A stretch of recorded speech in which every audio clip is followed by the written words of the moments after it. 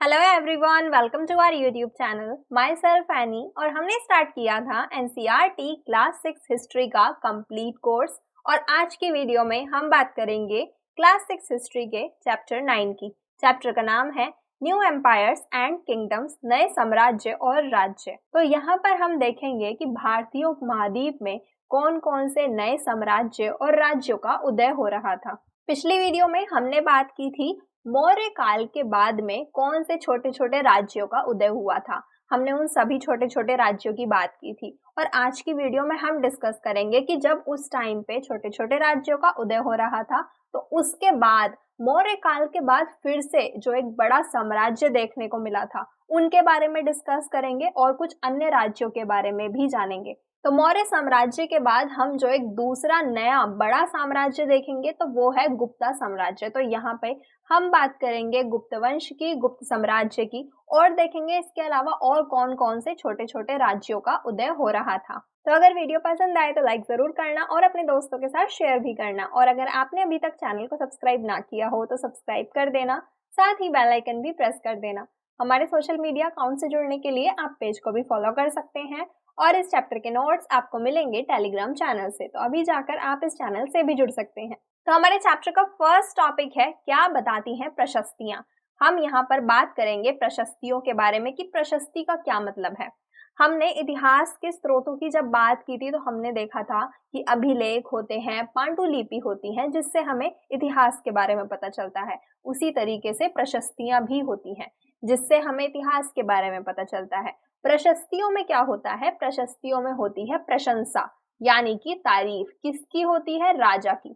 तो प्रशस्तियों का मतलब है प्रशंसा और प्रशस्तियों में हमें राजा की तारीफ मिलती है जिससे हमें कुछ इंपॉर्टेंट राजाओं के बारे में पता चलता है, उनकी क्वालिटीज के बारे में पता चलता है, उनके राज्य के बारे में पता चलता है। तो हमारे चैप्टर में बताया गया है कि जो अरविंद है, जो एक 6th क्लास का स्टूडेंट है, वो गुप्त वंश के एक प्रसिद्ध राजा समुद्रगुप्त की भूमिका अदा करने जा रहा था, यानी कि उसे एक प्ले करना था जिसमें वो गुप्त वंश के एक राजा हैं समुद्रगुप्त, उनका रोल प्ले करने जा रहा था।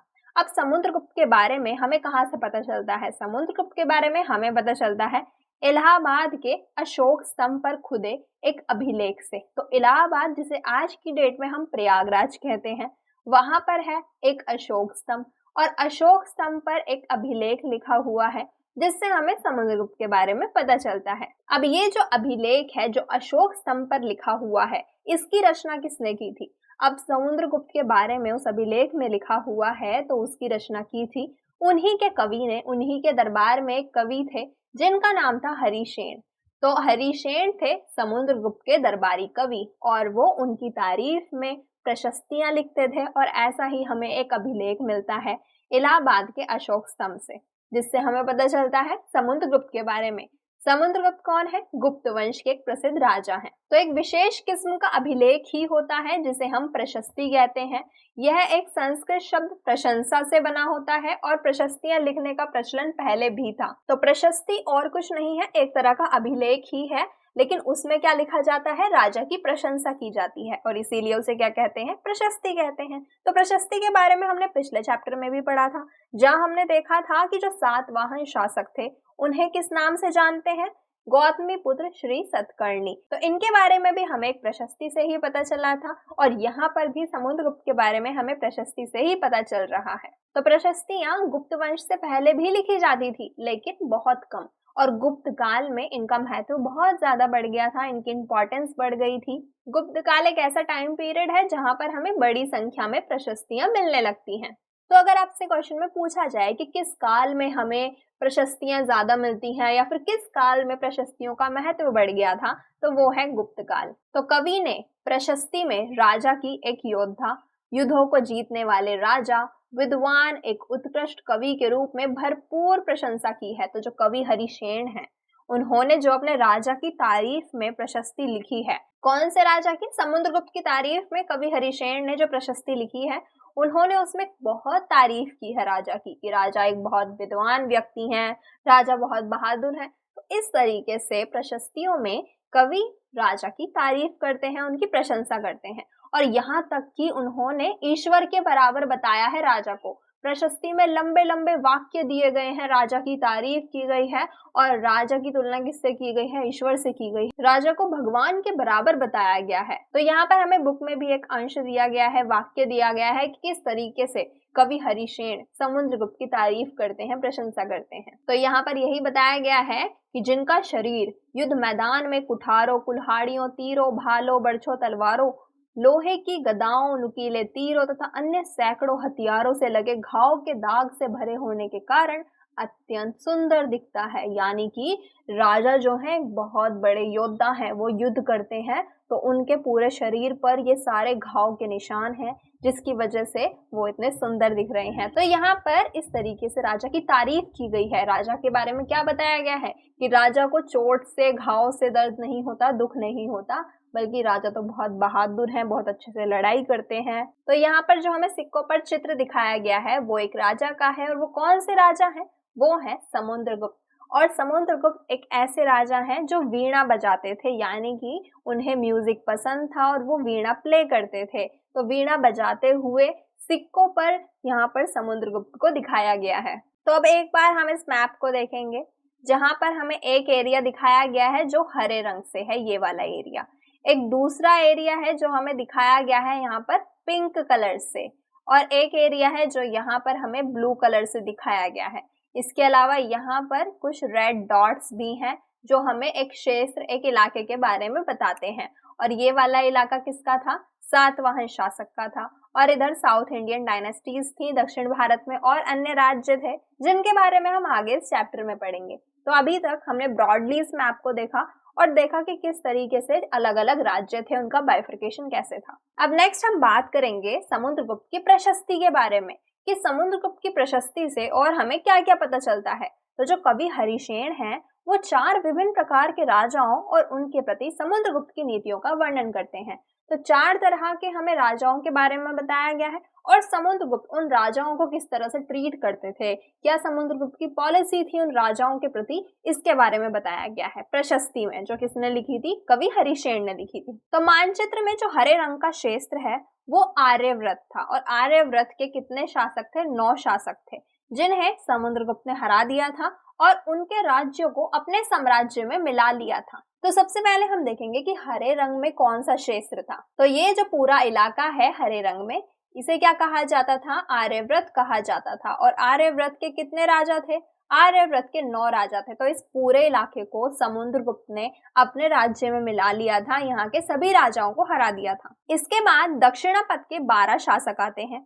इन सब ने हार जाने पर समुद्रगुप्त के सामने समर्पण कर दिया, यानी कि ये 12 राजा समुद्रगुप्त से हार गए और बाद में समुद्रगुप्त से माफी मांग ली, अपनी हार स्वीकार कर ली, और समुद्रगुप्त ने उन्हें फिर से शासन करने की अनुमति दे दी। यानी कि जब उन्होंने अपनी हार स्वीकार कर ली दक्षिणापथ के 12 राजाओं ने, तो बाद में समुद्रगुप्त ने उन्हें उनके राज्य पर शासन करने की अनुमति दे दी। तो ये है दक्षिणापथ के यहाँ पर 12 शासक थे जिन्हें समुद्रगुप्त ने हरा दिया था और बाद में इनको इनका राज्य वापस दे दिया था। पड़ोसी देशों को बैंगनी रंग से रंगा गया है। इसमें असम, तटीय बंगाल, नेपाल, उत्तर पश्चिम के कई गण और संघ आते हैं। ये समुद्रगुप्त के लिए उपहार लाते थे, इनकी आज्ञाओं का पालन करते थे और उनके दरबार में उपस्थित हुआ करते थे। तो जो भी एरिया बैंगनी रंग से दिखाया गया है, यानी कि ये पूरा एरिया जो यहाँ पर बैंगनी रंग से दिखाया गया है, यहाँ पर हमें क्या पता चलता है कि यहाँ के जो भी राजा थे वो समुद्रगुप्त के लिए गिफ्ट लाते थे, समुद्रगुप्त की आज्ञा मानते थे और समुद्रगुप्त के दरबार में भी बैठते थे, समुद्रगुप्त के कोर्ट को अटेंड करते थे। तो इस तरीके से इन राजाओं के प्रति समुद्रगुप्त की पॉलिसी अलग थी और ये राजा भी समुद्रगुप्त की आज्ञा मानते थे, और इनडायरेक्टली ये जो पूरा इलाका है ये समुद्रगुप्त के कंट्रोल में आता था। इसके अलावा बाहरी इलाके के शासक जिन्हें नीले रंग से दिखाया गया है, यहाँ पर कौन से थे? कुषाण और शक वंश के शासक थे। इसमें श्रीलंका के शासक भी थे। इन्होंने समुद्रगुप्त की अधीनता को स्वीकार किया। इन्होंने क्या कहा कि ठीक है, हम आपको राजा मानेंगे, आपकी बात मानेंगे, और अपनी पुत्रियों का विवाह उनसे किया। तो ब्लू रंग से जो भी इलाका दिखाया गया है यहाँ पर, ये पूरा इलाका, और इसके अलावा श्रीलंका, ये जो इलाका है, यहाँ के जो शासक थे वो समुद्रगुप्त की बात मानते थे, उनको राजा मानते थे, और इन्होंने अपनी बेटी की शादी भी समुद्रगुप्त से कराई थी। तो यहाँ के जो भी शासक थे, जैसे कि शक शासक और कुषाण शासक, तो ये सभी समुद्रगुप्त की आज्ञा मानते थे। तो इस तरीके से समुद्रगुप्त की प्रशस्ति से हमें क्या पता चलता है कि जो पूरा भारतीय उपमहाद्वीप है, जो अलग अलग राज्य हैं, अलग अलग राजा हैं, उनके प्रति समुद्रगुप्त की क्या पॉलिसी थी, क्या नीतियां थी, किस तरीके से अलग अलग राज्यों को समुद्रगुप्त ने अपने राज्य में शामिल करने के लिए अलग अलग नीतियां अपनाई। अब नेक्स्ट हम बात करेंगे वंशावलियों के बारे में, यानी कि जीनियोलॉजीज के बारे में। तो वंशावली का क्या मतलब है, जैसे कि कोई राजा है तो बाद में उसका बेटा ही राजा बनेगा और फिर उसका बेटा राजा बनेगा। तो इस तरीके से ये सभी एक ही वंश के, एक ही परिवार के हुए। तो इसी तरीके से इसे क्या कहेंगे, एक ही वंशावली के राजा। जैसे कि हम बात करते हैं गुप्त वंश की, तो इसका क्या मतलब है, पहले कोई राजा बना, फिर बाद में उन्हीं का बेटा राजा बना और उन्हीं का बेटा राजा बना, और फिर उन सभी राजाओं को क्या कहा गया कि ये एक ही वंश के राजा हैं, गुप्त वंश के राजा हैं। तो अधिकांश प्रशस्तियां शासक के पूर्वजों के बारे में भी बताती हैं। तो प्रशस्तियों से हमें राजा की तारीफ, राजा की प्रशंसा के बारे में तो पता चलता ही है, इसके अलावा हमें राजा के वंश के बारे में भी पता चलता है। हमें पता चलता है कि इस राजा के पिता कौन थे, उनके पिता कौन थे, उनके दादा कौन थे। तो इस तरीके से उनके पूर्वजों की जानकारी भी हमें प्रशस्तियों से मिलती है। तो प्रशस्ति समुद्रगुप्त के प्रपितामह, पितामह, परदादा, दादा, पिता, माता, इन सभी के बारे में बताती है। तो समुद्रगुप्त की माँ थी कुमार देवी, जो लिच्छवी गण की थी, और इनके पिता चंद्रगुप्त वंश के पहले शासक थे और इन्होंने महाराजाधिराज जैसी बड़ी उपाधि धारण की थी। इन्होंने चंद्रगुप्त ने, तो ये चंद्रगुप्त मौर्य नहीं है, वो मौर्य वंश के चंद्रगुप्त हैं और ये गुप्त वंश के चंद्रगुप्त हैं, और ये गुप्त वंश के पहले शासक भी हैं। और इसके अलावा इन्होंने एक टाइटल यहाँ पर लिया था जो है महाराजाधिराज, और समुद्रगुप्त ने भी बाद में यह उपाधि धारण की थी। कौन सी उपाधि, महाराजाधिराज। और उनके दादा परदादा का महाराजा के रूप में ही उल्लेख है, यानी कि इनके दादा और परदादा ने कौन सी उपाधि ली, महाराजा की। बाद में इनके पिता ने और इन्होंने उपाधि ली महाराजाधिराज की। और इससे यह आभास मिलता है कि धीरे धीरे इस वंश का महत्व बढ़ता गया। तो इससे हमें क्या पता चलता है कि धीरे धीरे पहले इन्होंने शुरुआत एक छोटे क्षेत्र से, छोटे राज्य से की होगी, और बाद में इनका प्रभाव, इनका महत्व बढ़ गया, जिसकी वजह से इनका राज्य का विस्तार भी हुआ और इन्होंने बड़े बड़े टाइटल भी लिए। तो ये सारी जानकारी हमें मिलती है प्रशस्ति से समुद्रगुप्त की, जिसमें हमें उनके पूर्वजों के बारे में पता चलता है। तो समुद्रगुप्त के बारे में हमें उनके बाद के शासकों, जैसे उनके बेटे चंद्रगुप्त द्वितीय की वंशावली से भी जानकारी मिलती है। अब समुद्रगुप्त के बेटे थे चंद्रगुप्त II, और इनकी जो प्रशस्ति थी उनसे हमें जानकारी मिलती है समुद्रगुप्त और उनके पूर्वजों के बारे में। तो इससे हमें क्या पता चला, ये सभी राजा एक ही वंश के थे, गुप्त वंश के थे। अभिलेखों और सिक्कों से भी हमें गुप्त वंश के बारे में पता चलता है। और चंद्रगुप्त II जो थे, चंद्रगुप्त द्वितीय जो थे, उन्होंने पश्चिम भारत में सैन्य अभियान में अंतिम शक शासक को परास्त किया था। तो जो पश्चिम भारत में शक शासक, तो जिनकी बात हमने लास्ट चैप्टर में भी की, हमने देखा था जो पश्चिम भारत का इलाका था वो शक शासक के कंट्रोल में था। तो चंद्रगुप्त II जो थे, उन्होंने शक शासकों को हरा दिया था। और बाद में विश्वास किया जाने लगा कि चंद्रगुप्त II जो थे, उनका दरबार विद्वानों से भरा था। कालिदास, आर्यभट्ट जैसे विद्वान चंद्रगुप्त II के दरबार में बैठते थे। तो यहाँ पर गुप्ता डायनेस्टी के बारे में बताया गया है, उनकी पूरी वंशावली दी गई है। सबसे पहले शुरुआत होती है श्री गुप्त से, और फिर उनके बेटे थे घटोत्कच, और इन दोनों ने उपाधि ली थी महाराजा की। तो इन्हें क्या कहा जाता था, महाराजा, महाराजा श्री गुप्त, महाराजा घटोत्कच। उसके बाद में घटोत्कच के बेटे राजा बनते हैं चंद्रगुप्त I जिन्हें कहा जाता है, और चंद्रगुप्त के बाद बनते हैं उनके बेटे समुद्रगुप्त, और चंद्रगुप्त I और समुद्रगुप्त उपाधि लेते हैं महाराजाधिराज की। तो ये महाराजा से महाराजाधिराज बन गए। तो यहाँ पर हम इसका क्या मतलब समझ सकते हैं कि यहाँ पर इनका प्रभाव बढ़ गया, यहाँ पर इनकी शक्ति बढ़ गई, इसीलिए इन्होंने इतने बड़े बड़े टाइटल यहाँ पर धारण किए महाराजाधिराज जैसे। समुद्रगुप्त के बाद बनते हैं बेटे उनके राजा चंद्रगुप्त II। तो चंद्रगुप्त II के बारे में हमें क्या जानकारी मिलती है कि एक तो इन्होंने पश्चिम के शक शासकों को हराया था, और दूसरा जो इनका दरबार था, जो इनका कोर्ट था, वो विद्वानों से भरा हुआ था। कालिदास, आर्यभट्ट जैसे और बहुत सारे विद्वान जो थे वो इनके दरबार में बैठते थे। और चंद्रगुप्त II को ही हम किसके नाम से जानते हैं, विक्रमादित्य के नाम से जानते हैं। तो इन्होंने जो उपाधि ली थी वो कौन सी ली थी, विक्रमादित्य की उपाधि ली थी। चंद्रगुप्त II को किसके नाम से जाना जाता है, विक्रमादित्य के नाम से जाना जाता है। चंद्रगुप्त II के बाद जो राजा बनते हैं वो उनके बेटे बनते हैं कुमारगुप्त, फिर स्कंदगुप्त और फिर विष्णुगुप्त। तो ये बाद के जो 3 राजा हैं ये इतने पावरफुल नहीं थे, ये इतने शक्तिशाली नहीं थे और इसके बाद हम क्या देखते हैं कि गुप्त वंश का पतन हो जाता है। चंद्रगुप्त II जो थे वो काफी प्रभावशाली, काफी शक्तिशाली राजा थे और इन्होंने अपने राज्य का विस्तार भी बहुत ज्यादा किया था। तो अपने आसपास के सभी राजाओं को इन्होंने हराकर अपने राज्य का विस्तार किया था। तो यहाँ पर यही बताया गया है विक्रम संवत के बारे में। तो जब चंद्रगुप्त II ने शक शासकों को हरा दिया था, शक शासकों को हराने के बाद उन्होंने उपाधि ली थी विक्रमादित्य की और उसके बाद उन्होंने विक्रम संवत की शुरुआत की थी। कब से की थी?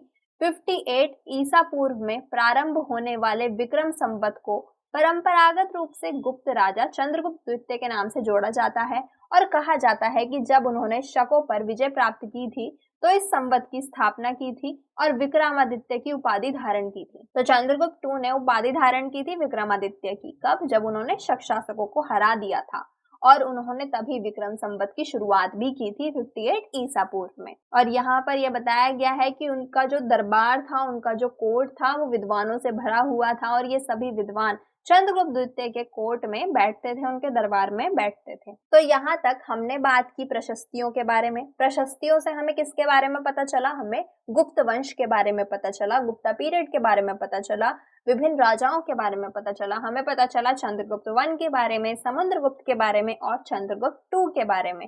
और हमने देखा कि अलग अलग राज्यों के प्रति उनकी क्या नीतियां थी। तो इस तरह से हम क्या कह सकते हैं कि ये जो पूरा राज्य था वो किसके कंट्रोल में था? वो कंट्रोल में था गुप्त शासकों के, गुप्त वंश के। तो इतना बड़ा साम्राज्य था जो गुप्त शासकों के कंट्रोल में आता था। सभी अलग अलग राज्यों के प्रति उनकी अलग अलग नीतियां थी। सभी को उन्होंने अलग अलग तरीके से अपने इलाके में शामिल किया था, अपने राज्य का विस्तार किया था। तो यहाँ तक हमने जाना गुप्त वंश के बारे में। लेकिन उसके बाद क्या होता है? गुप्त वंश का भी पतन हो जाता है और फिर से छोटे छोटे राज्यों का उदय होने लगता है। तो अब नेक्स्ट हम बात करेंगे हर्षवर्धन और हर्षचरित के बारे में। तो गुप्त वंश के शासकों के बारे में अभिलेखों और सिक्कों से पता चलता है और उसी तरीके से कुछ अन्य शासकों के बारे में भी हमें उनकी जीवनी से, प्रशस्तियों से, सिक्कों से पता चलता है। और ऐसे ही एक राजा है हर्षवर्धन और करीब 1400 साल पहले इन्होंने शासन किया था, यानी कि गुप्त वंश के बाद। और उनके दरबारी कवि कौन थे? वो थे बाणभट्ट। तो हर्षवर्धन के दरबारी कवि थे बाणभट्ट और बाणभट्ट ने संस्कृत में इनकी जीवनी लिखी थी और इनकी जीवनी का नाम था हर्षचरित। तो हर्षचरित में हमें किसके बारे में पता चलता है? हर्षवर्धन के बारे में। और हर्षचरित की रचना किसने की थी? उनके कवि बाणभट्ट ने। तो हर्षवर्धन की वंशावली देते हुए उनके राजा बनने तक का वर्णन है। तो हर्षचरित में क्या बताया गया है? हर्षवर्धन की पूरी वंशावली बताई हुई है और बताया गया है कि किस तरीके से वो राजा बने थे। और चीनी तीर्थ यात्री श्वेनसांग काफी समय के लिए हर्ष के दरबार में रहे थे। तो प्रीवियस चैप्टर में भी जब हमने चीनी तीर्थ यात्रियों की बात की थी, जिसमें हमने 3 के बारे में जाना था। हमने जाना था फायान के बारे में, श्वेनसांग के बारे में और इनसिंग के बारे में। तो जो फायान थे वो चंद्रगुप्त II के कोर्ट में आए थे, वो गुप्त वंश के टाइम पर आए थे। इसके बाद जो श्वेनसांग थे वो किसके कोर्ट में आए थे? वो हर्षवर्धन के कोर्ट में आए थे। तो श्वेनसांग जो एक चीनी तीर्थयात्री थे, उसका उन्होंने एक विस्तृत विवरण दिया है, पूरी अच्छी तरीके से लिखा है जो भी कुछ उन्होंने यहाँ पर देखा था। और इनके विवरण से भी हमें उस समय के इतिहास के बारे में बहुत सी जानकारी मिलती है। तो हमें पता चलता है कि जो हर्षवर्धन थे वो अपने पिता के सबसे बड़े बेटे नहीं थे। और पहले ऐसा होता था कि जो भी सबसे बड़ा बेटा होगा वो ही राजा के बाद राजा बनेगा। अब हर्षवर्धन अपने पिता के सबसे बड़े बेटे थे नहीं, फिर वो राजा कैसे बने? तो यहाँ पर हम ये जानेंगे कि हर्षवर्धन राजा कैसे बने, उनकी क्या कहानी थी। तो उनके पिता और उनके बड़े भाई की मृत्यु हो जाने पर थानेसर के वो राजा बने थे और उनके बहनोई कन्नौज के शासक थे। और जब बंगाल के शासक ने उन्हें मार डाला तो हर्ष ने कन्नौज को अपने अधीन कर लिया और बंगाल पर आक्रमण कर दिया। मगध और बंगाल को जीतकर उन्हें पूर्व में जितनी सफलता मिली थी उतनी सफलता अन्य जगहों पर नहीं मिली। और जब उन्होंने नर्मदा नदी को पार कर दक्कन की ओर आगे बढ़ने की कोशिश की तब चालुक्य नरेश पुलकेशिन द्वितीय ने उन्हें रोक दिया। तो यहाँ पर ये पूरी कहानी बताई गई है शॉर्ट में हर्षवर्धन के बारे में कि किस तरीके से वो राजा बने और किस तरीके से उन्होंने अपने राज्य का विस्तार किया। तो यहाँ पर ये है थानेसर और ये है कन्नौज। तो हर्षवर्धन की जो बहन थी उनकी शादी होती है कन्नौज के राजा से, और जो बंगाल के राजा होते हैं वो कन्नौज पर आक्रमण कर देते हैं। तो यहाँ से जो हर्षवर्धन के बड़े भाई हैं और जो उनके पिता हैं वो उनकी रक्षा करने के लिए, उन्हें बचाने के लिए जाते हैं युद्ध में। लेकिन क्या होता है कि युद्ध में जो बंगाल के राजा होते हैं वो कन्नौज के राजा को भी मार देते हैं, यानी कि जो हर्षवर्धन की बहन के हस्बैंड है उनको मार देते हैं। इसके अलावा उनके भाई और उनके पिता को भी मार देते हैं। तो हर्षवर्धन क्या करते हैं, पहले तो कन्नौज को अपने एरिया में, अपने राज्य में मिला लेते हैं। उसके बाद वो बंगाल की तरफ जाते हैं, बंगाल के राजा से युद्ध करते हैं और फिर इस पूरे इलाके को अपने राज्य में मिला लेते हैं। तो जब उन्होंने इतना राज्य, इतना इलाका कैप्चर कर लिया तो फिर उन्होंने सोचा कि क्यों ना मैं साउथ की तरफ भी जाऊं, वहां भी युद्ध करूं और वहां भी इलाके को अपने राज्य में मिला लूं, अपने राज्य का विस्तार करूं। तो जब हर्षवर्धन साउथ की तरफ जाते हैं और नर्मदा नदी को क्रॉस करते हैं तो वहां पर उन्हें कौन मिलता है, वहां पर उन्हें मिलते हैं चालुक्य नरेश पुलकेशिन II। तो यहाँ पर थे चालुक्य राजा, चालुक्य राजा का क्या नाम है, पुलकेशिन II। उनकी लड़ाई होती है पुलकेशिन II से और यहाँ पर वो हार जाते हैं चालुक्य राजा से। तो इस तरीके से बताया गया है हर्ष के बारे में कि किस तरीके से वो राजा बने। उनके भाई और पिता की मृत्यु के बाद वो राजा बनते हैं। पहले कन्नौज को अपने इलाके में मिला लेते हैं, फिर बंगाल और मगध वाले इलाके को मिला लेते हैं और फिर जब वो साउथ की तरफ जाते हैं तो चालुक्य से हार जाते हैं। तो अब नेक्स्ट हम बात करेंगे पल्लव, चालुक्य और पुलकेशिन द्वितीय की प्रशस्तियों के बारे में। तो ये पल्लव और चालुक्य जो है ये साउथ इंडिया में थे। तो दक्षिण भारत में ये जो राज्य थे पल्लव वंश और चालुक्य वंश थे, इनके बारे में अब हम बात करेंगे। तो इस काल में पल्लव और चालुक्य दक्षिण भारत के सबसे महत्वपूर्ण राजवंश बन गए थे। पिछली वीडियो में हमने बात की थी दक्षिण भारत के महत्वपूर्ण राजवंश कौन से थे, चोल, चेर और पांड्य। लेकिन यहाँ पर दो और ऐड हो गए, पल्लव और चालुक्य। पल्लवों का राज्य उनकी राजधानी कांचीपुरम के आसपास के क्षेत्र से लेकर कावेरी नदी के डेल्टा तक फैला था और चालुक्य का राज्य कृष्णा और तुंगभद्रा नदियों के बीच स्थित था। तो ये है पल्लवों का राज्य जो कांचीपुरम से लेकर यहाँ पर कावेरी डेल्टा तक है। तो ये है पल्लव राज्य। इसके अलावा जो चालुक्य राज्य है वो यहाँ पर है कृष्णा और तुंगभद्रा नदी के बीच में। चालुक्य की राजधानी थी ऐहोल। ऐहोल क्या है, एक प्रमुख व्यापारिक केंद्र है जहां से व्यापार होता था, लेकिन धीरे धीरे ये एक धार्मिक केंद्र भी बन गया। यहाँ पर बहुत से मंदिर बनवाए गए थे। पल्लव और चालुक्य एक दूसरे की सीमाओं पर अतिक्रमण करते रहते थे और मुख्य रूप से राजधानियों को निशाना बनाया जाता था क्योंकि राजधानियां समृद्ध शहर थे। तो ये पल्लव और चालुक्य एक दूसरे से लड़ाई करते रहते थे, एक दूसरे की राजधानियों पर अटैक करते रहते थे। चालुक्य की राजधानी है ऐहोल और पल्लव की राजधानी है कांचीपुरम। और जो ऐहोल है ये एक प्रमुख व्यापारिक केंद्र था जहां से व्यापार होता था, लेकिन बाद में यहाँ पर बहुत से मंदिर बनवाए गए और ये एक धार्मिक केंद्र में बदल गया। चालुक्य के सबसे प्रसिद्ध राजा थे पुलकेशिन द्वितीय, पुलकेशिन II। इनके बारे में इनके दरबारी कवि रवि कीर्ति द्वारा रचित प्रशस्ति से पता चलता है। तो यहाँ पर भी हमें प्रशस्ति से पता चल रहा है राजा के बारे में। तो पुलकेशिन II के जो दरबारी कवि थे वो कौन थे, रवि कीर्ति थे और उन्होंने उनकी प्रशस्ति लिखी थी। उनकी प्रशस्ति से हमें उनके पूर्वजों के बारे में, खास तौर से पिछली 4 पीढ़ियों के बारे में पता चलता है। पुलकेशिन द्वितीय को अपने चाचा से यह राज्य मिला था, यानी कि उन्हें अपने पिता से नहीं बल्कि चाचा से राज्य मिला था पुलकेशिन II को। और रवि कीर्ति के अनुसार उन्होंने पूर्व और पश्चिम दोनों समुद्री तटीय इलाकों में अपने अभियान चलाए। इसके अतिरिक्त उन्होंने हर्ष को भी आगे बढ़ने से रोका। तो जब हर्षवर्धन के बारे में हमने पढ़ा था, देखा था, जब हर्षवर्धन दक्षिण की तरफ आते हैं तो पुलकेशिन II उन्हें हरा देते हैं। तो यहाँ पर रवि कीर्ति क्या लिखते हैं कि जब हर्ष हार गए, हर्ष का मतलब क्या होता है, आनंद। तो रवि कीर्ति का कहना है कि जब हर्ष हार गए तो इस पराजय के बाद, इस हार के बाद हर्ष अब हर्ष नहीं रहा, यानी कि हर्ष अब खुश नहीं रहे, वो अब निराश हो गए थे। पुलकेशिन II ने पल्लव राजा के ऊपर भी आक्रमण किया जिसे कांचीपुरम की दीवार के पीछे शरण लेनी पड़ी। तो यहाँ से इनकी प्रशस्ति से हमें पता चलता है जो पुलकेशिन II हैं उन्होंने कांचीपुरम यानी कि पल्लव राजा के ऊपर भी अटैक किया था और उसके बाद वो कांचीपुरम यानी कि जो उनकी राजधानी है उसकी दीवार के पीछे छिप गए थे। लेकिन जो चालुक्यों की विजय थी, जो वो जीत रहे थे, वो अल्पकालीन थी, यानी कि छोटे टाइम के लिए थी। उनका जो राज्य था वो काफी लंबे समय तक नहीं बना रहा। लड़ाई से दोनों वंश दुर्बल होते गए क्योंकि एक तरफ यहाँ पर क्या थे, चालुक्य थे, एक तरफ पल्लव थे, दोनों एक दूसरे के ऊपर अटैक करते थे। इससे क्या हुआ, दोनों को ही नुकसान हुआ, दोनों के रिसोर्सेज वेस्ट हुए और दोनों ही कमजोर होते चले गए। और फिर पल्लवों और चालुक्यों को राष्ट्रकूट और चोल वंशों ने समाप्त कर दिया। तो पल्लवों को हरा दिया राष्ट्रकूटों ने और चालुक्यों को हरा दिया चोल वंश ने। इस तरीके से इनका राज्य समाप्त हो गया। और राष्ट्रकूट और चोल वंश के बारे में हम आगे आने वाली क्लासेस में डिटेल में डिस्कस करेंगे कि किस तरीके से इन्होंने पल्लव और चालुक्यों को हरा दिया, उनके वंश को समाप्त कर दिया। तो यहाँ तक हमने डिस्कस किया पल्लव और चालुक्य के बारे में कि किस तरह ये दोनों जो राज्य हैं ये एक दूसरे के ऊपर अटैक करते रहते थे। जो सबसे फेमस चालुक्य राजा हैं वो है पुलकेशिन II, जिन्होंने हर्षवर्धन को भी हराया।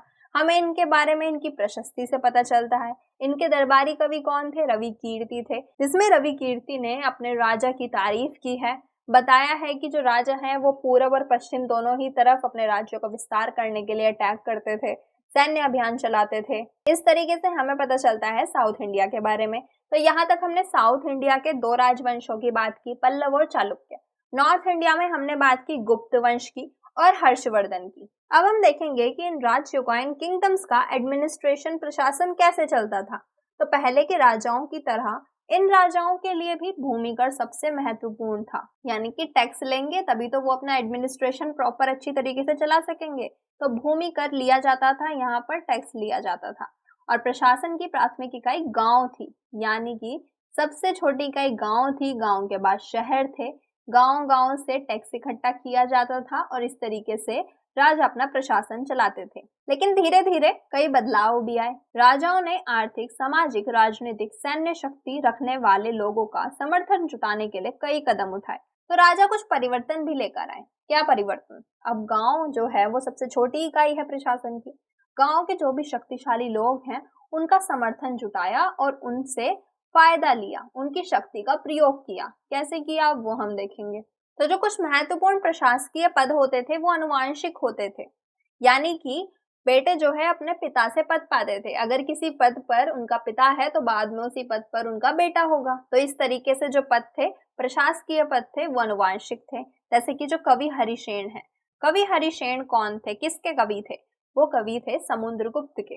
तो जो समुद्रगुप्त के कवि थे, कवि हरिसेन, वो अपने पिता की तरह महादंडनायक थे, यानी कि हरिसेन के पिता क्या थे? महादंडनायक थे। और उसके बाद उनके पिता के बाद उनको यह पद मिल गया था। अब महादंडनायक का क्या मतलब है? महादंडनायक का मतलब है मुख्य न्याय अधिकारी, यानी कि जो न्याय करने वाला अधिकारी है उन्हें कहा जाएगा महादंडनायक, जो न्याय करेंगे, जो फैसला सुनाएंगे और जो दंड देंगे। जैसे कि आज हम देखते हैं जो कोर्ट में, जो न्यायालय में जज होते हैं, जो न्यायाधीश होते हैं, वो क्या करते हैं? न्याय करते हैं, सजा सुनाते हैं और न्याय करते हैं। इसी तरीके से उस समय पर जो पद था वो महादंडनायक का था, जिनका काम था न्याय करना। और महादंडनायक का पद किसको मिला था? कवि हरिसेन को, अपने पिता से। और कभी कभी एक ही व्यक्ति कई पदों पर कार्य करता था, जैसे कि जो हरिसेन है वो महादंडनायक भी थे, कुमारामत्य भी थे। कुमारामत्य का क्या मतलब है? एक महत्वपूर्ण मंत्री। तो कवि हरिसेन महादंडनायक भी थे, कुमारामत्य भी थे और एक संधि विग्रहिक भी थे। अब संधि विग्रहिक का क्या मतलब है? जो युद्ध और शांति के विषय में काम करते थे। युद्ध यानी कि कौन से देश के साथ युद्ध करना है, किसके साथ शांति संधि करनी है, जो इंटरनेशनल रिलेशन मेंटेन करने हैं, तो वो काम था इनका। किसका? संधि विग्रहिक था। तो इस तरीके से जो कवि हरिसेन थे वो कवि भी थे, महादंडनायक भी थे, कुमारामत्य भी थे और संधि विग्रहिक भी थे। इस तरीके से क्या पता चलता है कि एक व्यक्ति कई पदों पर कार्य करता था। और स्थानीय प्रशासन में प्रमुख व्यक्तियों का बहुत बोलबाला था। इनमें नगर श्रेष्ठी थे। नगर श्रेष्ठी का मतलब है मुख्य बैंकर या फिर शहर के व्यापारी। और कौन थे? सारथवा। सारथवा का मतलब है व्यापारियों के जो काफिले होते हैं उनके नेता। और प्रथम कुलिक। प्रथम कुलिक का मतलब है मुख्य शिल्पकार। कायस्थ यानी कि जो लिपिक है, जो स्क्राइब्स हैं, उनके प्रधान, जो लिखने का काम करते हैं उनके प्रधान। तो ये जो प्रमुख व्यक्ति हैं इनका भी प्रशासन में बहुत योगदान था, बहुत बोलबाला था, इनकी बात मानी जाती थी प्रशासनिक कार्यों में। तो ये व्यक्ति कौन है? नगर श्रेष्ठी, सारथवाह, प्रथम कुलिक और कायस्थ। तो इस तरीके से पूरा प्रशासन चलता था। हमने क्या देखा कि प्रशासन में कुछ पद कैसे होंगे? अनुवांशिक होंगे, यानी कि पिता से पुत्र को मिलेंगे। एक ही व्यक्ति कई पदों पर भी हो सकता है, जैसे कि कवि हरिसेन बहुत सारे पदों पर थे। इसके अलावा जो कुछ प्रमुख लोग हैं उनका भी प्रशासन में योगदान था, बोलबाला था। जैसे कि हमने क्या देखा, जो नगर श्रेष्ठी हैं, जो कुलिक हैं, जो कायस्थ हैं, इस तरह के लोगों का प्रशासन के कार्यों में काफी ज्यादा बोलबाला था, बहुत ज्यादा इंपॉर्टेंस थी, इनकी बात मानी जाती थी, राजा भी इनकी बात पर काम करते थे। तो इस तरह की नीतियां कुछ हद तक प्रभावशाली होती थी, लेकिन समय के साथ इनमें से कुछ व्यक्ति इतने अधिक शक्तिशाली हो जाते थे कि अपना स्वतंत्र राज्य स्थापित कर लेते थे। तो यहाँ पर हमने क्या देखा कि प्रशासन के काम है, राजा प्रशासनिक कार्यों में कुछ लोगों की मदद लेते हैं। अब जो इन लोगों की मदद ली जाती है, इनमें से कुछ लोग इतने शक्तिशाली हो जाते हैं कि बाद में ये अपने राज्य को, अपने एक इलाके को, अपने क्षेत्र को स्वतंत्र घोषित कर देते हैं और बोल देते हैं कि हम राजा को नहीं मानते और अब से हम ही इस इलाके के क्या है, राजा हैं। तो इस तरीके से भी होता था। तो यहाँ तक हमने जो भी प्रशासकीय पदों की बात की थी उनके बारे में याद रखना बहुत जरूरी है, क्योंकि यहाँ से डायरेक्ट क्वेश्चन पूछा जा सकता है। हमसे ऐसा पूछा जा सकता है कि महादंडनायक का क्या मतलब है, या फिर मुख्य न्याय अधिकारी को किस नाम से जाना जाता था। तो महादंडनायक का मतलब है मुख्य न्याय अधिकारी जो न्याय करते थे।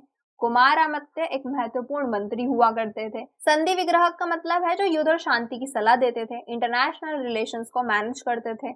नगर श्रेष्ठी का मतलब है मुख्य बैंकर या फिर शहर के व्यापारी। सार्थवाह है व्यापारियों के काफिले के नेता। प्रथम कुलिक का मतलब है मुख्य शिल्पकार, और कायस्थ का मतलब है लिपिकों के प्रधान, जो स्क्राइब्स हैं, जो लिखने का काम करते हैं, उनके जो प्रधान थे उन्हें कायस्थ कहा जाता था। तो इस तरीके से ये सभी प्रशासकीय पद थे और इस तरीके से उस समय पर राजा अपना प्रशासन चलाते थे और इन लोगों की हेल्प लेते थे। अब हम बात करेंगे एक नए प्रकार की सेना की, a new kind of army. कैसी सेना थी? तो कुछ राजा अभी भी पुराने राजाओं की तरह ही अपनी परमानेंट सेना रखते थे, जिसमें हाथी, रथ, घुड़सवार, पैदल सिपाही होते थे। लेकिन कुछ राजा क्या रखते थे? सेना नायक रखते थे, क्योंकि परमानेंट जो सेना थी उसको तो राजा को सैलरी देनी पड़ेगी, हर सैनिक को, हर सिपाही को।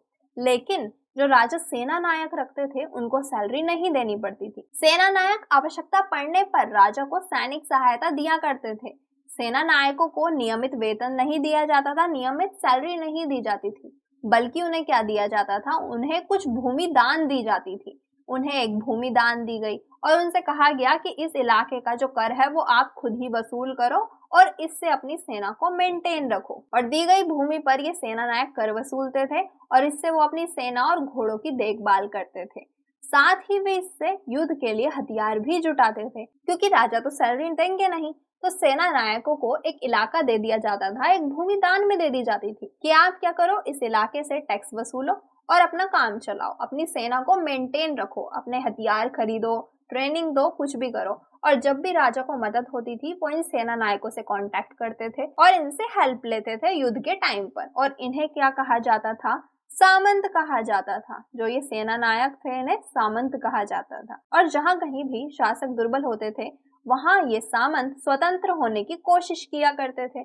अब जैसे ये सामंत हैं जिनके पास अपनी परमानेंट आर्मी है, जो एक छोटे से इलाके का कर वसूलते हैं, और इन्होंने देखा कि जो सेंट्रल पावर है, जो राजा है, वो कमजोर हो रहा है, तो इन्होंने क्या किया? खुद को स्वतंत्र घोषित कर दिया कि हम राजा की कोई बात नहीं मानेंगे और ये हमारा स्वतंत्र इलाका है और राजा चाहे तो आकर हमसे युद्ध कर ले। अब राजा युद्ध कैसे करे? एक तरफ तो राजा कमजोर है, दूसरी तरफ राजा के पास परमानेंट सेना भी नहीं है।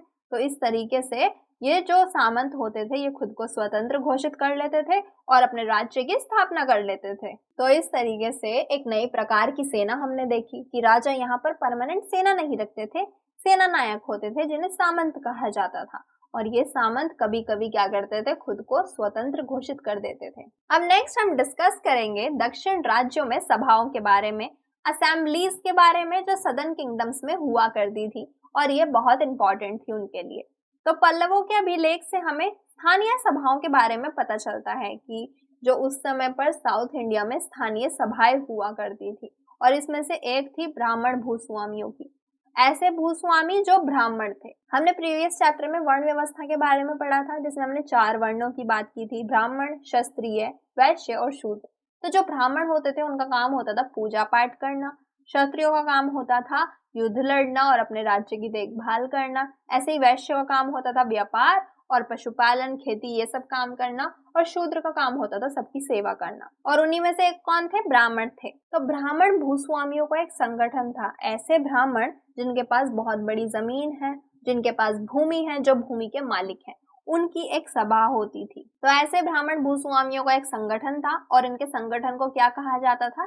सभा कहा जाता था। और ये सभाएं उप समितियों के जरिए सिंचाई, खेती बाड़ी से जुड़े विभिन्न काम, सड़क निर्माण, स्थानीय मंदिर की देखरेख आदि का काम करती थी। अब ये सभा है किसकी है? ब्राह्मण भूस्वामियों की, जिसमें हम मान लेते हैं कि 200 लोग हैं। अब इसमें से ये छोटी छोटी उप समिति बनाएंगे, जैसे कि हर उप समिति में किसी में 5 लोग हैं, किसी में 6 लोग हैं, किसी में 10 लोग हैं। हर उप समिति को एक काम दिया जाता था, छोटे छोटे ग्रुप्स में डिवाइड कर दिया जाता था, डिपार्टमेंट बना दिए जाते थे कि आपका काम है सिंचाई का काम देखना पूरे गांव में, कि एक उप समिति का काम है सड़क निर्माण से जुड़े हुए काम देखना, एक का काम है मंदिर की देखभाल करना, मंदिर की देखरेख करना। तो इस तरीके से जो ब्राह्मण भूस्वामियों का संगठन था उसे सभा कहते थे और सभा में बहुत सारी उप समितियां बना दी जाती थी जिनका अलग अलग डिपार्टमेंट से रिलेटेड काम होता था। और जिन इलाकों में भूस्वामी ब्राह्मण नहीं थे वहां उर नामक ग्राम सभा होने की बात कही गई है। अब यहाँ पर हमने सभा की बात की है जिसमें ब्राह्मण भूस्वामी हैं। अब ऐसे भी इलाके थे जहां पर जो भूस्वामी थे, जो भूमि के मालिक थे, जो लैंड के ऑनर थे, वो ब्राह्मण नहीं थे, वो कोई और थे, किसी दूसरे वर्ण के थे। तो उनका भी एक संगठन था, उनका भी एक ग्रुप था और उसे क्या कहा जाता था? उर कहा जाता था। अगर ब्राह्मणों की सभा है उसे सभा कहा जाएगा, अगर ब्राह्मणों की सभा नहीं है तो उसे उर कहा जाएगा। इसके अलावा एक और ग्रुप है, एक और सभा है जिसे नगरम कहा जाता था। नगरम क्या है? व्यापारियों का एक संगठन है जिसे क्या कहा जाएगा? नगरम कहा जाएगा। तो यहाँ पर हमने 3 सभाओं की बात की। एक है सभा जो किसकी है? ब्राह्मण भूस्वामियों की। दूसरा है उर जो किसकी है? जो ऐसे भूस्वामी जो ब्राह्मण नहीं है। और तीसरा है नगरम जो व्यापारियों का एक संगठन है। तो इन सभाओं पर धनी और शक्तिशाली भूस्वामी व्यापारियों का नियंत्रण था, यानी कि जो पैसे वाले लोग होंगे, जो शक्तिशाली लोग होंगे, उनका यहाँ पर कंट्रोल होगा। और इनमें से बहुत सी स्थानीय सभाएं शताब्दियों तक काम करती रही, यानी कि कई 100 सालों तक ये सभाएं यहाँ पर काम करती थी। पूरी सभा होती थी, मीटिंग होती थी जिनमें सारे काम डिस्कस किए जाते थे। तो यहाँ तक हमने बात कर ली राजाओं के बारे में, उनकी प्रशस्तियों के बारे में, उनके प्रशासन के बारे में। हमने बात की सभाओं के बारे में, जो बड़े बड़े भूस्वामी थे उनकी सभाएं होती हैं। लेकिन अभी तक हमने आम लोगों के बारे में, आम जनता के बारे में बात नहीं की। अब उस जमाने में आम जनता भी रहती थी, वो क्या करती थी, उनके क्या काम थे, वो कैसे रहते थे, उनके बारे में हमें कैसे पता चलेगा, उनके बारे में अब हम जानेंगे। तो उस जमाने में जो आम लोग थे अब हम उनकी बात करेंगे। तो जो जनसाधारण है, जो आम लोग हैं, उनके जीवन की थोड़ी बहुत झलक हमें नाटकों से और कुछ अन्य स्रोतों से मिलती है। अब राजाओं के बारे में तो हमें प्रशस्तियों से, सिक्कों से, अभिलेखों से पता चल जाता है, लेकिन आम लोगों के बारे में हमें इन सब चीजों से पता नहीं चलता। तो आम लोगों के बारे में हमें किससे पता चलेगा? हमें पता चलेगा नाटकों से या फिर कुछ और चीजों से, जैसे कि पुरातत्व से। अब नाटकों की बात यहाँ पर की गई है तो कालिदास अपने नाटकों में राज दरबार के जीवन के चित्रण के लिए प्रसिद्ध हैं। तो कालिदास जो थे वो अपने समय के बहुत फेमस कवि थे, वो नाटक भी लिखते थे और उनके नाटकों में हमें राज दरबार के जीवन के बारे में बहुत अच्छे से पता चलता है। इन नाटकों में रोचक बात क्या है, इंटरेस्टिंग बात क्या है कि राजा और ब्राह्मणों को संस्कृत बोलते हुए दिखाया गया है, जबकि अन्य लोगों और महिलाओं को प्राकृत बोलते हुए दिखाया गया है। और इनमें सबसे प्रसिद्ध नाटक क्या है? अभिज्ञान शकुंतलम, जिसमें दुष्यंत नाम के एक राजा थे और शकुंतला नाम की एक युवती की प्रेम कहानी यानी कि लव स्टोरी बताई गई है। तो कालिदास का जो सबसे फेमस नाटक है वो कौन सा है? वो है अभिज्ञान शकुंतलम, जिसमें हमें राजा दुष्यंत और शकुंतला की लव स्टोरी बताई गई है। और इस नाटक में गरीब मछुआरे के साथ राज कर्मचारियों के दुर्व्यवहार की बात भी की गई है कि जो गरीब मछुआरा है और जो राज कर्मचारी हैं, जो राजा के दरबार में कर्मचारी काम करते हैं, वो उस गरीब से किस तरीके से मिसबिहेव करते हैं। इस सभी चीजों के बारे में हमें पता चलता है अभिज्ञान शकुंतलम से, कालिदास के एक नाटक से। तो एक मछुआरे को एक अंगूठी मिली, एक मछुआरे को एक कीमती अंगूठी मिली। यह अंगूठी राजा ने शकुंतला को भेंट की थी, राजा दुष्यंत ने शकुंतला को यह अंगूठी गिफ्ट की थी, लेकिन दुर्घटनावश क्या होता है, उसे एक मछली निकल गई। अब उस अंगूठी को निकल गई मछली, और जब मछुआरा इस अंगूठी को लेकर राजमहल पहुंचा तो द्वारपाल ने उस पर चोरी का आरोप लगाया और मुख्य पुलिस अधिकारी भी बहुत बुरी तरह से पेश आया। राजा उस अंगूठी को देखकर बहुत खुश हुए, उन्होंने मछुआरे को इनाम दिया। पुलिस वाला और द्वारपाल मछुआरे से इनाम का कुछ हिस्सा हड़पने के लिए उसके साथ शराब खाने चल पड़े। तो अगर हम आज की बात करें, आज जब हमें सड़क पर कोई कीमती चीज पड़ी हुई मिलती है तो हम क्या करते हैं? उसको पास के पुलिस स्टेशन में देकर आते हैं और हम ऐसी उम्मीद करते हैं कि जिस व्यक्ति की वो चीज खोई है वो उसे मिल जाएगी और बदले में हो सकता है कि हमें कुछ इनाम भी मिले। तो यही सोचकर वो गरीब मछुआरा जाता है राजा के पास कि उनकी जो अंगूठी है, जो मछली निकल गई थी, वो उसको ढूंढ कर लेकर आया और राजा को देने की कोशिश की। लेकिन जब वो राजमहल पहुंचा, सबसे पहले तो जो द्वारपाल थे उन्होंने उस पर चोरी का आरोप लगा दिया कि तुमने ही ये चोरी की होगी। लेकिन जब राजा वो अंगूठी देखकर खुश हो गए और उन्होंने मछुआरे को उसके काम का इनाम दिया, तो बाद में ये पुलिस वाले और द्वारपाल उससे उसके इनाम का हिस्सा हड़पने के लिए उसके साथ चले गए। तो यहाँ पर गरीब मछुआरे के बारे में बताया गया है कि पहले तो उस पर झूठा आरोप लगाया गया और फिर बाद में उसका हिस्सा भी हड़पा गया। तो इस तरीके से हमें आम लोगों के जीवन के बारे में पता चलता है। अब हमें आम लोगों के बारे में चीनी तीर्थयात्री फाशियन भी बताते हैं। तो फाशियन किसके दरबार में आए थे? चंद्रगुप्त द्वितीय के दरबार में आए थे, गुप्त वंश के। और इनका ध्यान उन लोगों की दुर्गति पर भी गया जिन्हें ऊंचे शक्तिशाली लोग अछूत मानते थे। तो उस समय एक ऐसा ग्रुप भी था, एक लोगों का ऐसा बड़ा सेक्शन भी था जिन्हें अछूत माना जाता था। अछूत का मतलब है कि उनको छूने से भी परहेज किया जाता था, उनको छूना पाप माना जाता था। जिन लोगों को अछूत माना जाता था उन्हें शहर से बाहर रहना पड़ता था। अगर इन लोगों को शहर या बाजार के भीतर आना हो किसी काम से, तो सभी को आगाह करने के लिए ये लकड़ी के एक टुकड़े पर चोट करते रहते थे। ये आवाज सुनकर लोग सतर्क होकर अपने को छू जाने से या किसी भी प्रकार के संपर्क से बचाते थे। तो इस तरीके से हमें पता चलता है कि जो अछूत लोग हैं, जो आम लोग हैं, उनके साथ ये सभी लोग किस तरह का व्यवहार करते थे, इनको छूने से भी बचते थे। अगर ये मार्केट में या फिर शहर में जाएंगे तो एक लकड़ी के टुकड़े को बजाते हुए जाएंगे जिसको सुनकर लोगों को पता चल जाए कि ये एक अछूत है और हमें इससे बचकर रहना है। तो इस तरह की चीजें उस समय पर हुआ करती थी। और यहाँ पर अब हमें राजा की सेना के बारे में बताया गया है कि राजा की सेना से आम लोगों के जीवन पर क्या प्रभाव पड़ता था। राजा बड़ी मात्रा में साजो सामान लेकर यात्रा करते थे। हथियारों के अतिरिक्त रोजमर्रा के उपयोग में आने वाली चीजें, बर्तन, सोने के पायदान, खाने पीने का सामान, बकरी, हिरण, खरगोश, सब्जियां, ये सभी प्रकार की चीजें शामिल होती थी जिन्हें लेकर राजा यात्रा करते थे। और ये सारी चीजें ठेले गाड़ियों या ऊंट हाथियों जैसे सामान ढोने वाले जानवरों की पीठ पर लाद कर ले जाया करती थी। और इस विशाल सेना के साथ साथ संगीतकार नगाड़े, बिगुल, तुरही बजाते हुए चलते थे। रास्ते में जो गांव पड़ते थे वहां के लोग राजा का सत्कार करते थे, राजा का आदर करते थे। राजा के लिए वो दही, गुड़, फूल, उपहार, जानवरों का चारा, ये सभी चीजें लेकर आते थे। वे राजा से भी मिलना चाहते थे ताकि अपनी शिकायत, अपनी रिक्वेस्ट राजा के सामने रख सके। पर ये सेनाएं अपने पीछे विनाश और विध्वंस की निशानी छोड़ जाती थी। अक्सर जो हाथी थे वो गांव वालों की झोपड़ियां कुचल देते थे। व्यापारियों के काफिलों में जूते, बैल इस हलचल भरे माहौल से डरकर भाग खड़े होते थे। बाण भट्ट लिखते हैं कि पूरी दुनिया धूल के गर्त में डूब जाती थी। बाण भट्ट तो अपने राजा की तारीफ लिखते हैं, लेकिन हमें क्या पता चलता है कि इससे जो आम लोग हैं उनका जीवन एक तरह से तबाह हो जाता था। उनके घर, जो झोपड़ी होती थी, वो नष्ट हो जाते थे और भी जो सारा सामान है वो खराब हो जाता था। एक तरफ तो राजा की शोभा यात्रा निकलती थी, राजा अपनी शान और शौकत दिखाते थे, इन सारी चीजों को लेकर जाते थे, ऊंट, हाथी, घोड़े और बाकी सब। लेकिन दूसरी तरफ जो आम लोगों का जीवन है, जो गांव के लोग हैं, उनके जीवन पर क्या इम्पैक्ट होता था।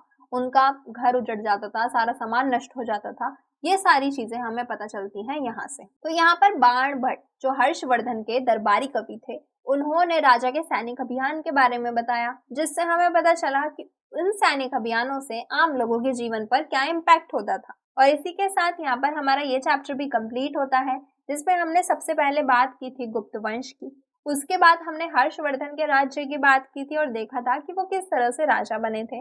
उसके बाद हमने साउथ इंडियन डायनेस्टीज की बात की थी, पल्लव और चालुक्य की। फिर हमने देखा था कि इन राज्यों का प्रशासन कैसे चलता था। फिर हमने कुछ प्रशासनिक पद की बात की थी, उनके बारे में जाना था। उसके बाद हमने डिस्कस किया था कि इस समय पर जो राजा सेना रखते थे वो पहले के सेनाओं से कैसे डिफरेंट थी। उसके बाद हमने आम लोगों के जीवन के बारे में बात की कि आम लोगों के बारे में हम कैसे जान सकते हैं। सो आई होप आपको यहाँ तक ये चैप्टर क्लियर हुआ होगा। अगर कोई भी डाउट हो तो आप कमेंट्स में पूछ सकते हैं। तो अब हम यहाँ पर इसी चैप्टर से रिलेटेड कुछ क्वेश्चन भी डिस्कस करेंगे, जिसमें सबसे पहला क्वेश्चन है कि बाण भट्ट किसके दरबारी कवि थे। तो बाण भट्ट थे हर्षवर्धन के दरबारी कवि, जिन्होंने हर्षचरित की रचना की थी। क्वेश्चन नंबर 2 है कि हर्ष के समय इनमें से कौन भारत आया था, कौन सा तीर्थयात्री हर्ष के समय पर भारत आया था, तो वो थे हुएनसांग, क्योंकि फायान आए थे चंद्रगुप्त 2 के टाइम पर और मेगास्थनीज आए थे चंद्रगुप्त मौर्य के टाइम पर। तो इस तरीके से इस क्वेश्चन का सही आंसर है option number B. Question number 3 है कि हर्ष के दक्षिण की ओर बढ़ने के प्रयास को किसने रोका, तो हर्षवर्धन जब बंगाल के राजा पर विजय प्राप्त करने के बाद दक्षिण की तरफ जा रहे थे युद्ध के लिए, अपने राज्य के विस्तार के लिए, तब वहां पर उनको किसने रोका था? पुलकेशिन II ने, समुद्रगुप्त ने, चंद्रगुप्त ने या फिर कालिदास ने? तो इस क्वेश्चन का जवाब आप मुझे देंगे कमेंट बॉक्स में। तो अगर वीडियो पसंद आए तो लाइक जरूर करना और अपने दोस्तों के साथ शेयर भी करना, और अगर आपने अभी तक चैनल को सब्सक्राइब ना किया हो तो सब्सक्राइब कर देना, साथ ही बेल आइकन भी प्रेस कर देना। हमारे सोशल मीडिया अकाउंट से जुड़ने के लिए आप पेज को भी फॉलो कर सकते हैं और इस चैप्टर के नोट्स आपको मिलेंगे टेलीग्राम चैनल से, तो अभी जाकर आप इस चैनल से भी जुड़ सकते हैं। Thank you.